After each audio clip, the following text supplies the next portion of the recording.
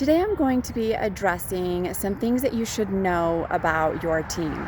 Now, this can be a new team, it can be a current team that you have, it can be a new job where you just got managing others. It can be any number of things where you're managing or working with a team that you're overseeing their production, their processes, anything like that. This is a part of the things that I'm going to be offering in my coaching services. So the first thing that is really important that you know about your team is emergency contacts.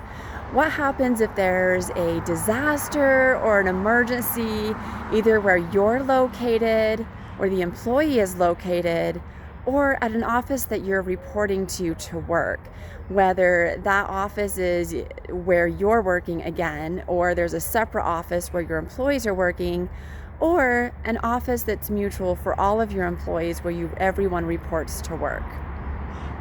Okay, so this is really important because when COVID hit, there were a lot of businesses that were not working remotely that ended up working remotely after that fact.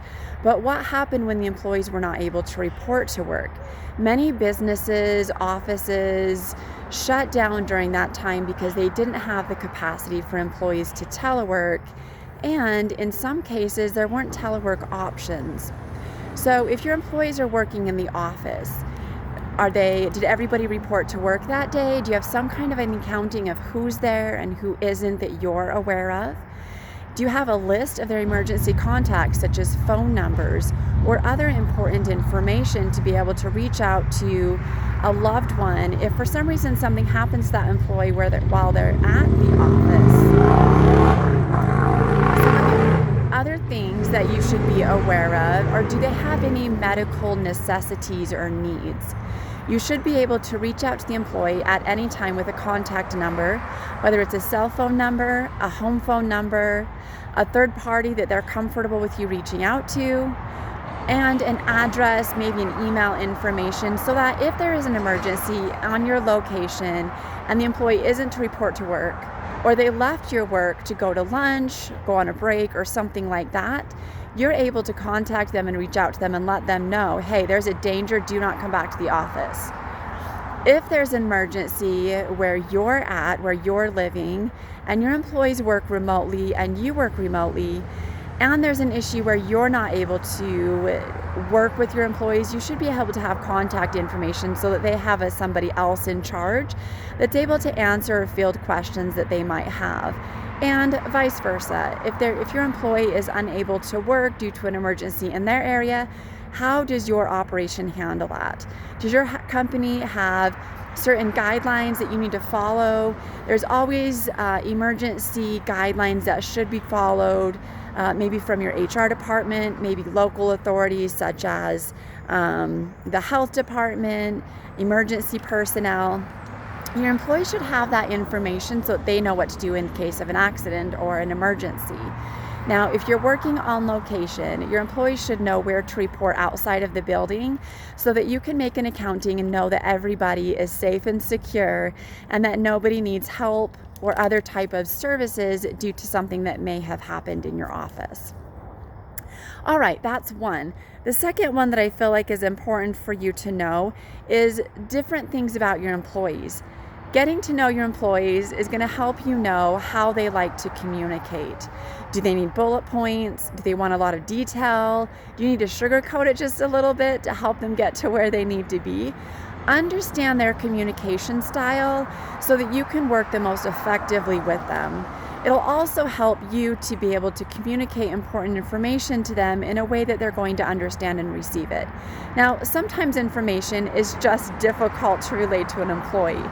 There are a lot of difficult conversations, and I recommend that you do a search on Google, Amazon, in your local library, maybe other resources to find a book called Difficult Conversations. There's a few other things out there that you can use to be able to communicate difficult topics or conversations with your employees, and I really strongly recommend that you look into those sources because you may run into a situation that could be handled really well, but due to failure in being able to communicate with that employee, it may go really badly. And then your employee may not want to talk with you when you need to talk to them about something that's important or difficult to communicate. You should also know how they feel about their jobs. Do they feel confident? Do they feel like failures? Are they afraid to come talk to you for one reason or another? Are they unsure if they're taking the right actions in a certain situation?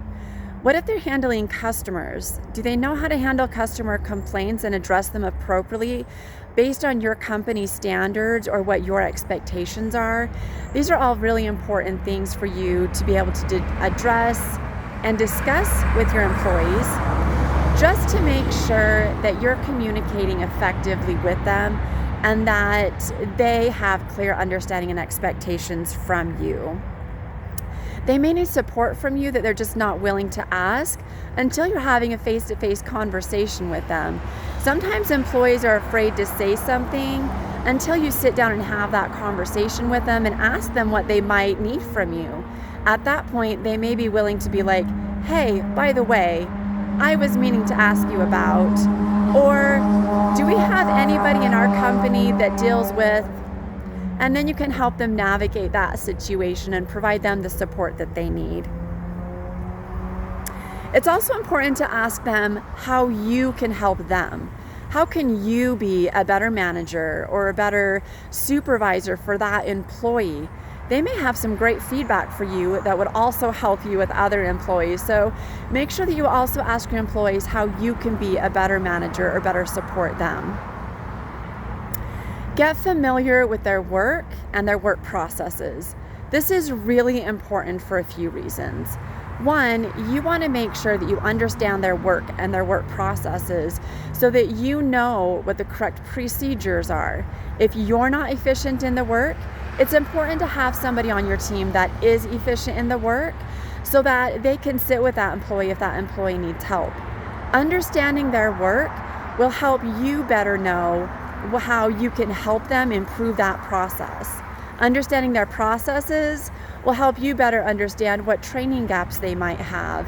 Does this employee need help in a certain area, such as I mentioned earlier, maybe handling a customer complaint or referral to another area? What help and services do that employee need to be able to do the very best at their job? This can also help you identify if that employee is spending more time on their phone and not working during times where they should be producing work.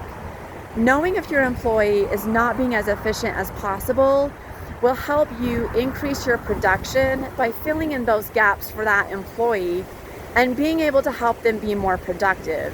If they're spending an hour on their phone every day during production time, that could be an hour they're using to produce, and if you can identify that, you can have that difficult conversation with them and work through that. Maybe this employee needs another work schedule. Maybe they need another location where they're sitting. Maybe they're easily distracted and they're sitting by a window when they should be sitting farther away from the window down the hall. And it looks like the weather is getting a little windy, so hopefully I can get through a few more things before we end this. Look for ways that you can improve processes. Can you make your processes more efficient and more streamlined so that you're cutting out any unnecessary steps? Can you make it so that your employees feel confident in the work that they're doing? An employee that's confident in their work and that enjoys the work that they're producing and doing and knows that you're supporting them and that you are there to help them out is going to be an employee that works a lot harder for you. So in a recap, 3 things that you should know about working with employees is you should know about contact or emergency contact information and how to handle an emergency situation. Work on your communication with them so that you can help them help themselves and create better processes. And get familiar with their work and their work processes themselves. So getting to know your employees is really important. Hopefully this was helpful. The weather isn't super cooperative right now. It was gorgeous when I arrived. Over the last few minutes, it has gotten a little crazy, which is totally fine. Like I said, know what to do in situations with your employee. Make sure they know and feel like you are supporting them and there for them. And drop any comments or questions you have about this video below. Until next time, have a great day.